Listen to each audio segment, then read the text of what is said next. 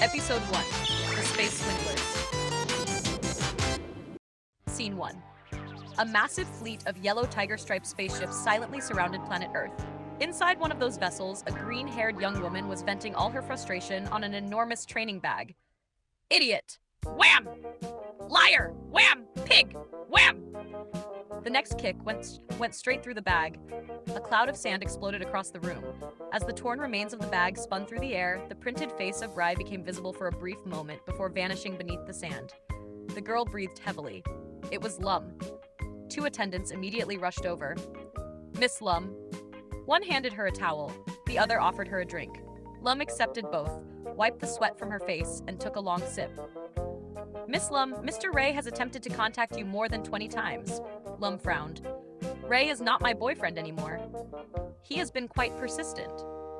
Tell him I'm busy. Without waiting for a response, she headed toward the exit. The automatic doors opened. Lum walked down a long corridor while her attendants followed behind. Eventually, she arrived at a metallic door. The door slid open. It was the princess's private bathroom. The doors closed again. Seconds later, the sound of a shower could be heard. Scene 2. Meanwhile, in Tomobiki town, Ataru Moriboshi was walking alongside Shinobu across one of the neighborhood bridges. Their argument had already been going on for several minutes. How could you be such a pig? That's a lie. A lie? Of course it's a lie. So Megane made it all up? Yes. And his friends too? Of course. Shinobu crossed her arms. I have more reasons to believe them than you. But they're awful. So far, nobody has been worse than you. Ataru looked offended. Shinobu, I only have eyes for you. At that exact moment, an attractive college student walked past them. Ataru's head spun around 180 degrees. Wow, what legs. Shinobu froze. Ataru froze too. Slowly, he turned back toward her. Can I explain? The slap echoed across the entire bridge. Pig! Ataru spun in a complete circle. I thought she was a friend of my mother. Liar! Before he could continue, Shinobu grabbed him, executed a flawless judo throw, and launched him straight into the river. Splash! Shinobu! The girl simply continued walking home without even turning around. Ataru emerged from the water soaked, humiliated, and furious. Then a voice spoke from behind him. I have never seen such a dreadful face. Ataru turned around. Standing on the riverbank was Cherry. The tiny monk stared at him carefully. Misfortune is written in your destiny. Ataru stared at him for 3 full seconds. Then, he grabbed the monk's staff and started beating him with it. A few minutes later, Cherry sat beside the river covered in bruises and wearing what remained of his ruined clothes. Young people these days have no respect for their elders. Scene 3. The bathroom doors opened. A cloud of steam drifted into the corridor. Lum stepped out, drying her hair with a towel. Something strange was happening. Attendants were running everywhere. The command room was in complete chaos. What's going on? Miss Lum, your father is on the line. The main screen lit up. The enormous face of Mr. Invader appeared. You're late. What's going on, Dad? The negotiations with the Earthlings have concluded. Lum raised an eyebrow. And they accepted our terms? A smile slowly appeared on her face. Interesting. We gave them 2 choices. War or competition. Exactly. And they chose competition? Yes. Lum let out a small laugh. Poor fools. We have selected the human representative. We told them our computers would choose a random Earthling. However, our algorithms did something much better. They simply selected the biggest idiot. The most lecherous. Lum smiled. And the one with the dumbest looking face. Who is it? A secondary screen lit up. A photograph appeared. Name, Ataru Moriboshi. Age 17. Lum studied the picture. He has a monkey face. Mr. Invader laughed. That's exactly what I thought. And I will be the competitor. If you still want to do it. Of course. Are you sure? Lum remembered Ray's face and the kick that had destroyed the training bag. I need a distraction. Perfect. The meeting point has already been established. I'll be there. I love you, daughter. Love you too, Dad. The transmission ended. Lum continued staring at the photograph for several more seconds. Ataru Moriboshi. A smile appeared on her face. This could be fun. Scene 4. In another section of the ship, a huge gym buzzed with activity. Oni warriors lifted weights, ran on mechanical treadmills, practiced combat drills. Several chatted while resting. The door opened. A tall Oni woman rushed inside. Have you heard? Heard what? Princess Lum is taking part in the conquest of Earth. The entire gym fell silent. What? Princess Lum? Are you serious? Conversations immediately erupted. But she's an amateur. We've been doing this for years. It's an official mission. How can they give it to her? Because she's the boss's daughter. Of course. Daddy's little princess. Several began laughing. I heard she's still heartbroken over Ray. Maybe she thinks conquering a planet will make her feel better. She'll probably ruin everything. The others laughed, but gradually the laughter began dying out, one by one, until none remained. The Oni woman kept talking without noticing. She's spoiled. She's pampered. A bratty little princess. Finally, she noticed the desperate gestures from her companions. What's wrong with all of you? Nobody answered. The warrior swallowed hard, then slowly turned around. Lum was standing directly behind her, smiling. A smile that promised absolutely nothing good. Little princess? The Oni turned pale. Princess Lum, I mean, spoiled? Me? Pampered? Tiny sparks began appearing around Lum's fingers. Can I explain? Go ahead. The warrior found herself completely unable to explain. She pointed helplessly toward a huge training machine. A lightning bolt blasted across the room. The machine exploded, instantly transformed into a twisted mass of mangled metal. Everyone present stepped backward. Listen carefully. Lum's voice echoed throughout the gym. I'm every bit as capable as any of you. Another spark ran along her arm. And I don't owe explanations to anyone. The Oni swallowed. I'm sorry, princess. You may collect your belongings. What? You're relieved from this mission. The warrior's face collapsed. Lum turned toward the others. And you. Everyone immediately stood at attention.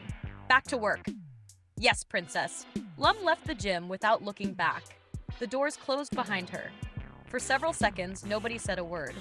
Finally, one of the warriors broke the silence. Quite a temper.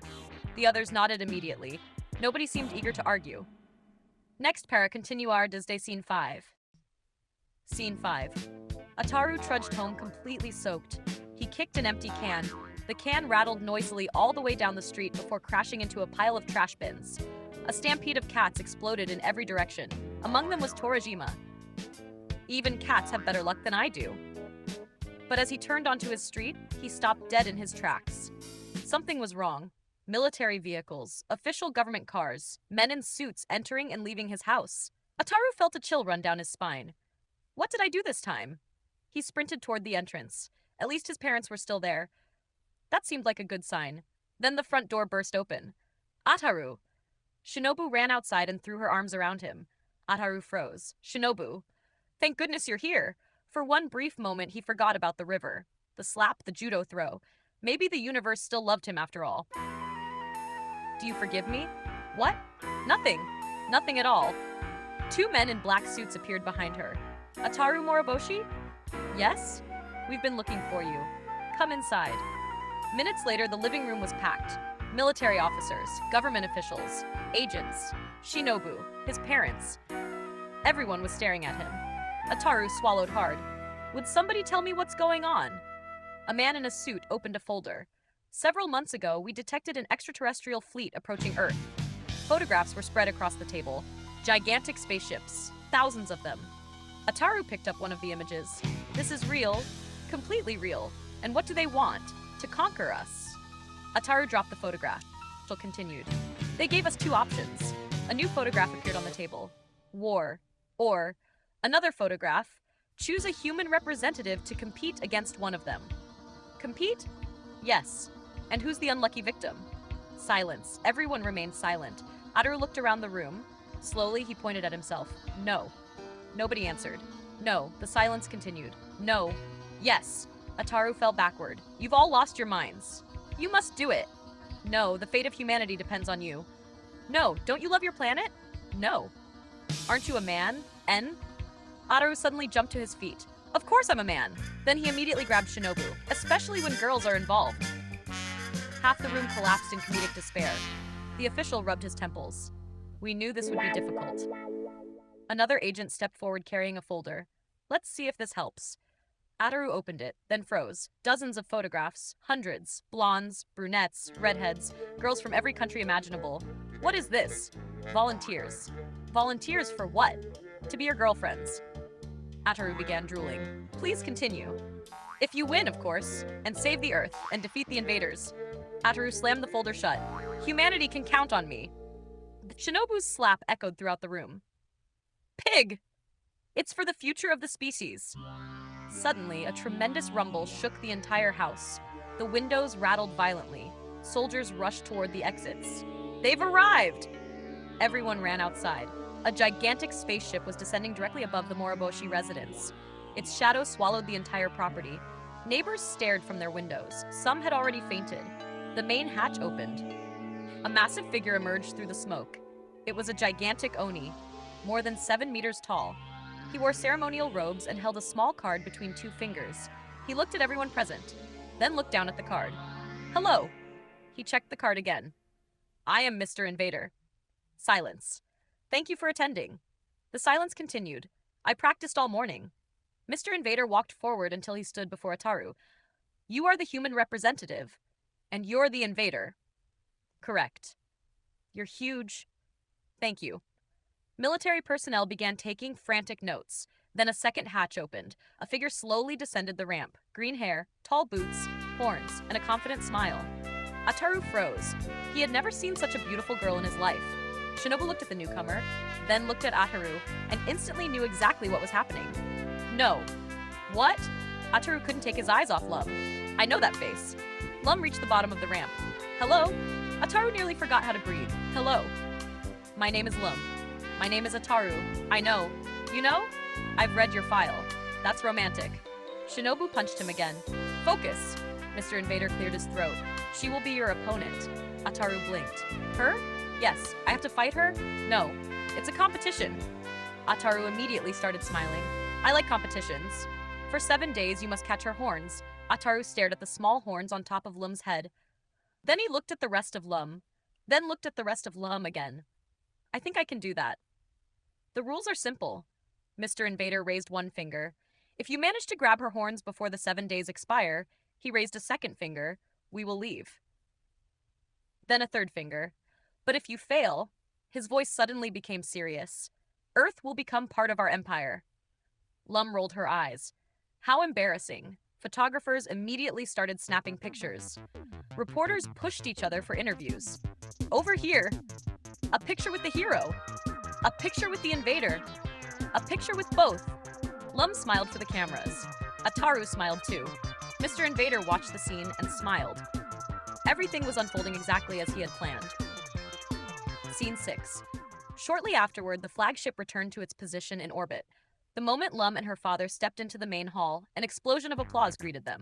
Confetti, party horns, uncorked bottles, streamers.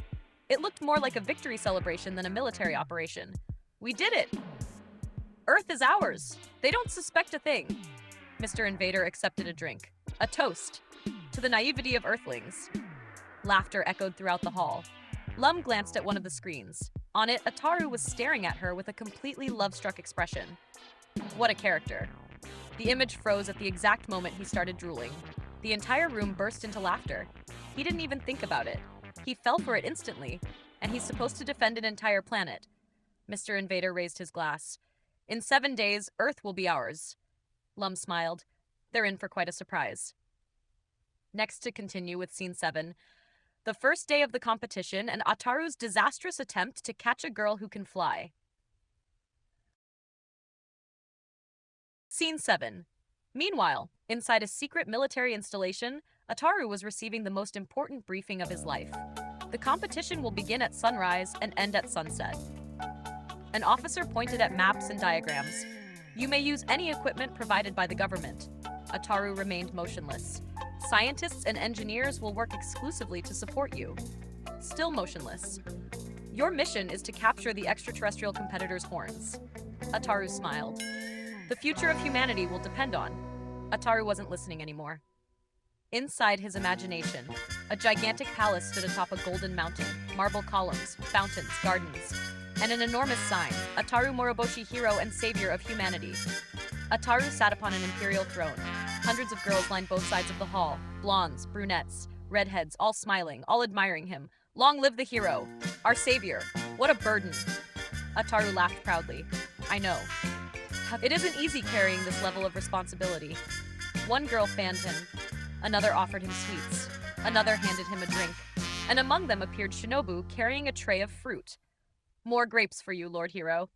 Thank you, my dear. Ataru! The fantasy exploded into 1,000 pieces. Ataru returned to reality. A string of drool hung from his mouth. Everyone was staring at him. Shinobu stood with her arms crossed. Would you please pay pension? Tension? Of course. Liar. Why? Because I know you. Ataru smiled nervously. I was only thinking about you. And the other 200 girls. Ataru swallowed hard. What other 200 girls? Pig! The slap echoed through the entire room. Cut to black. To be continued.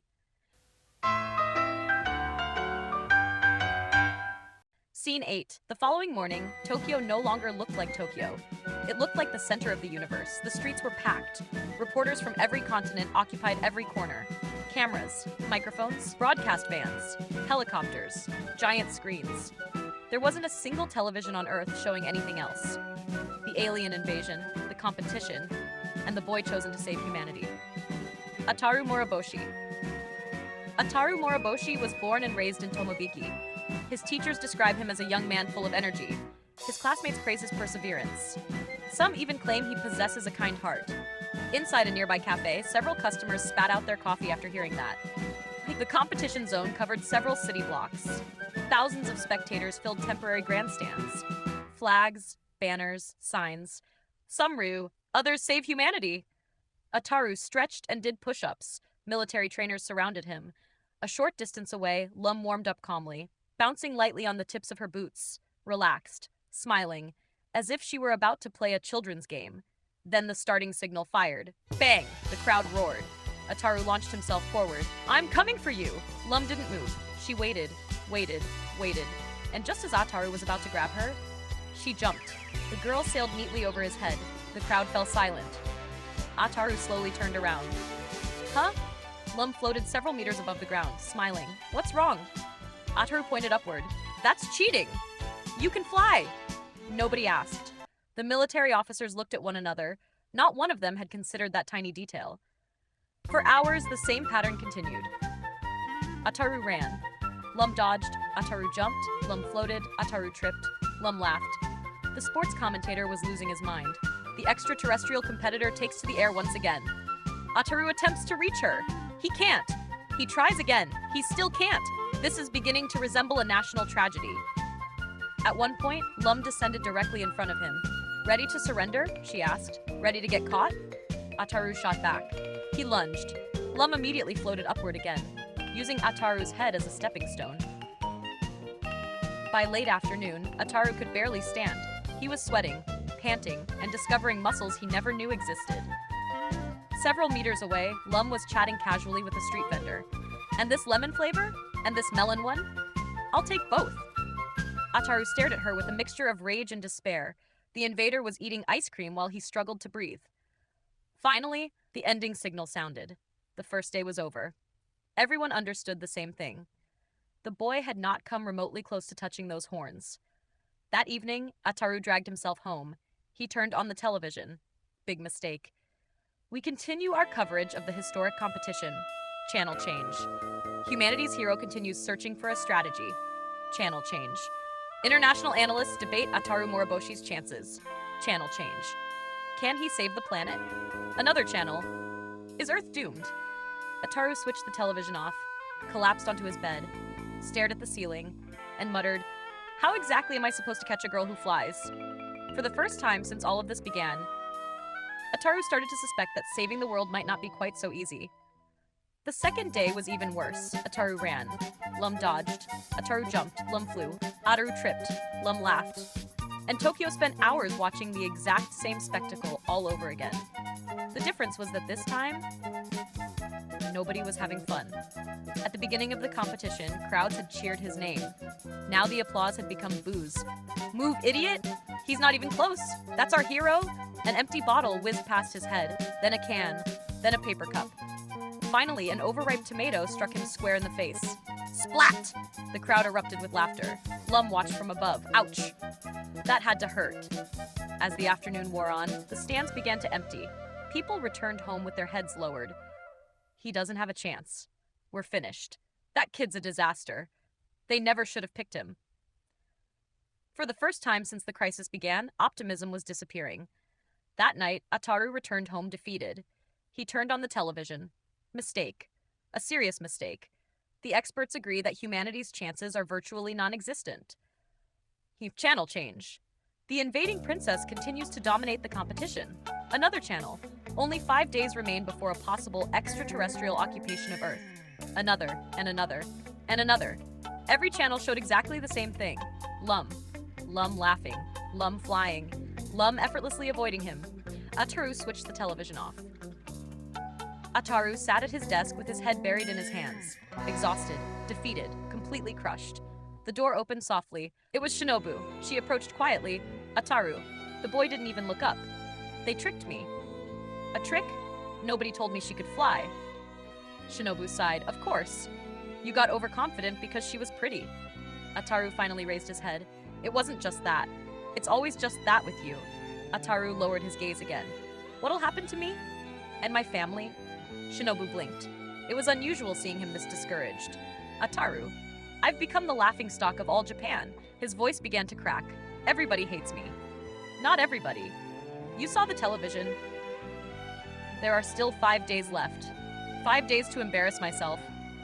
Shinobu watched him for several moments, then she took his hands. Next, to continue with the pivotal scene where Shinobu makes her promise, Ataru regains his fighting spirit, and the third day of competition begins. Shinobu watched him for several moments, then she took his hands. Ataru looked up. Shinobu, listen to me. The girl smiled. If you manage to beat her. Ataru blinked. What? I'll marry you. The boy froze. You're only saying that to make me feel better. Of course not, idiot. Shinobu looked away, slightly embarrassed. Obviously I care about you. Ataru's eyes widened. Really? Nobody else could have put up with you for this long. Ataru felt as if his heart had stopped. Shinobu, I promise. She smiled again.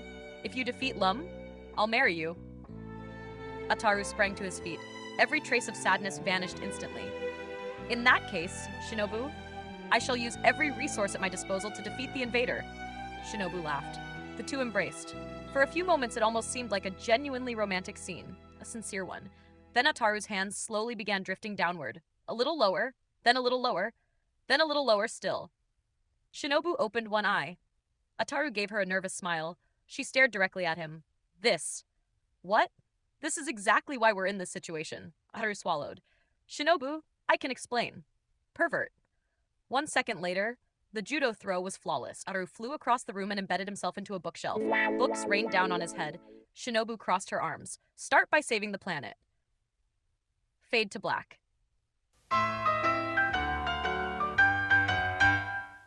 On the third day of competition, enthusiasm had almost completely vanished. The enormous crowds from the first days were gone. Only a handful of curious spectators remained. A few journalists, several cameramen who seemed far more interested in chatting with each other than covering the event. Some were even leaning against their broadcast vans, smoking. After all, for most people, the competition was already decided. Earth was doomed, and Ataru Moroboshi was useless. However, Ataru had regained his determination. Shinobu's words continued echoing inside his head. If you manage to beat her, I'll marry you. For the first time since the competition began, he had something truly important to fight for. This time, he wasn't going to chase Lum. This time, he had a plan. As soon as the day's events began, Ataru reached inside his jacket and pulled out one of the devices supplied by the military, a cable-launching gun. Lum raised an eyebrow. What's that? Ataru grinned. A surprise. He fired. The hook shot through the air and wrapped itself around the invader's waist. What is this? Lum tugged at the cable. That's cheating! You should have complained before the match started, Ataru replied. Lum immediately took off into the sky, but Ataru clung to the cable with all his strength. The invader tried to ascend. Ataru pulled downward. The cable stretched dangerously tight. Little by little, he began dragging her back toward the ground. Let me go! No chance. Finally, he managed to pull her close enough. Ataru lunged forward and grabbed her legs. Lum immediately began twisting and struggling. Let go, you pervert! Now I've got you! Stop touching me! Now I'm taking those horns! Lum's response was immediate. A powerful electric discharge raced through the cable. The rope instantly turned to ash. But Ataru, scorched and smoking, still refused to release her waist. "What is wrong with you?" "I'm not letting go." Furious now, Lum zigzagged above the rooftops. She darted between antennas, billboards, power lines, tiled roofs, trying desperately to shake off her pursuer. Ataru clung to her with every ounce of strength he possessed. Closer to the horns, closer to victory, closer to marrying Shinobu. Finally, Lum lost her patience. She spun around in midair and unleashed a devastating combination of punch and kick. The impact was catastrophic. Ataru went flying. He sailed through the air for dozens of meters before crashing into the rooftops of nearby houses. Crash!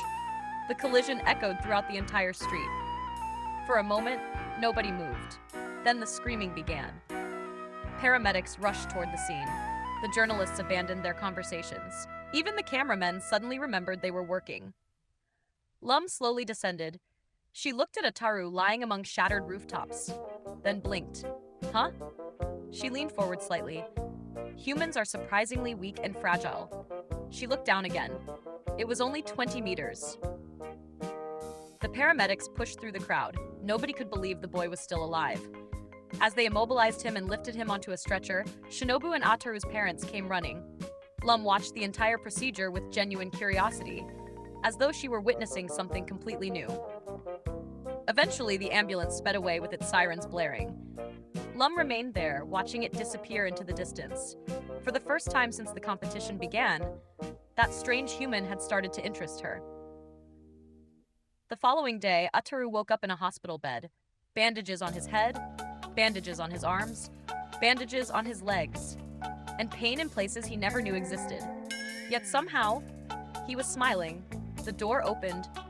His parents entered, Shinobu, several classmates, a few neighborhood acquaintances. Ataru smiled. They came to support me. Nobody answered. Megane stepped forward first. "You owe me money." Ataru blinked. "What? You owe me money." Perm stepped forward holding a notebook. "Me too." "And me," said Chibi. "And me," added Kakugari. The torture club member pointed directly at Ataru. "And don't think an alien invasion is going to save you from paying." "With interest," Megane added. Ataru looked around the room, then looked at Shinobu. "You didn't come because you're worried about humanity?" "Humanity is doomed," Megane replied. "We want our money." Next, to continue with the hospital scenes, the worldwide humiliation campaign against Ataru on television, his crucial realization about Lum's curiosity, and the final day of the competition. Later, the hospital room was empty. Ataru picked up the remote control and turned on the television. Mistake. A terrible mistake. Ataru Moriboshi is irresponsible. Channel change. I've never seen a lazier student. One of his teachers appeared on screen, holding up a grade book full of failing marks. He only came to class to sleep. Channel change. He was incapable of finishing a single assignment. Another teacher shook his head. Frankly, I'm surprised he learned how to read. Channel change. Megane appeared on screen. He owes me money. Perm appeared beside him. Me too. And me. And me. Ataru changed channels again. He's a stalker, a pervert, a public nuisance. Several female classmates paraded before the cameras. They should have expelled him years ago. He never pays attention. He's always reading dirty magazines. I don't even understand how he made it to second year. Channel change. His mother appeared crying. We should never have had him.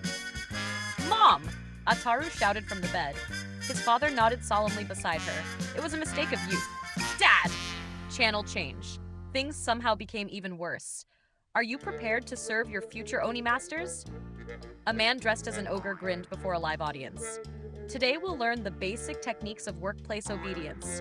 Behind him, office workers bowed repeatedly. Channel change. Introducing our new line of ergonomic collars for the modern slave. Channel change. 10 ways to impress your extraterrestrial supervisor. Channel change. How to accept humanity's inevitable defeat. Ataru switched the television off. Okay, I get it. He stared at the ceiling, then suddenly started laughing. What's so funny? Shinobu stood in the doorway. Ataru pointed upward. I figured something out. What? I made her come down. Shinobu approached. What? I made her come down for the first time. Ataru stopped grinning and began thinking seriously. Curiosity. Shinobu remained silent. Ataru smiled. I'm chasing a girl. So I'm starting to understand how she works. Outside the hospital window, the gigantic alien mothership still hovered above Tokyo.